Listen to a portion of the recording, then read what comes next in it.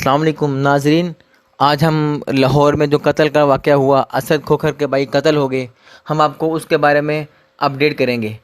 حیرانگی کی بات یہ ہے کہ اتنی ناقص سیکورٹی، وزیر اعلیٰ پنجاب وہاں پہ موجود ہوں، ان کی موجودگی میں وزیر اعلیٰ پنجاب وہاں پر کھانا کھا کے جب واپس آنے لگے، اپنی گاڑی میں بیٹھے ایک ملزم جو کہ اس شادی کی تقریب میں شریک تھا، اور اس نے وہاں پر اپنا پسٹل نکالا اور اس نے وہاں پر اسد کھوکھر کے بھائی مبشر کھوکھر کو قتل کر دیا۔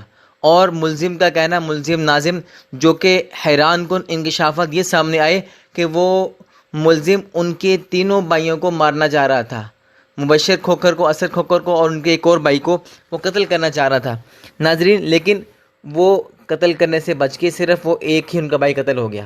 لیکن یہاں پر ایک اور حیران کن انکشاف کو، جو ملزم ناظم تھا وہ انہی کے اسد کھوکھر کے سیکورٹی گارڈ بھی تھا، ان کے یہاں گھر میں کام کرتا۔ اس نے اپنے بھائی کے اور اپنے چچا کے قتل کا بدلہ لینے کے لیے اس نے مبشر کھوکھر کو قتل کر دیا۔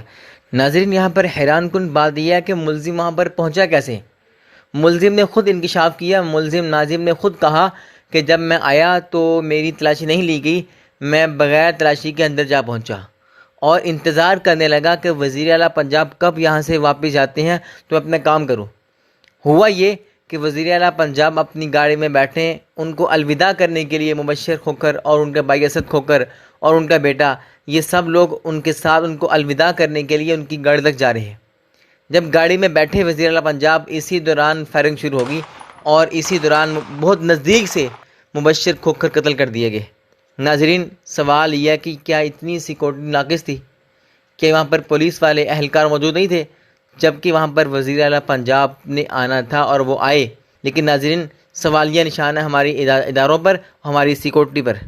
ناظرین، ہم آپ کو مزید بھی اپڈیٹ کرتے رہیں گے۔ مزید باخبر رہنے کے لیے ہمارے چینل کو سبسکرائب کر دیجیے۔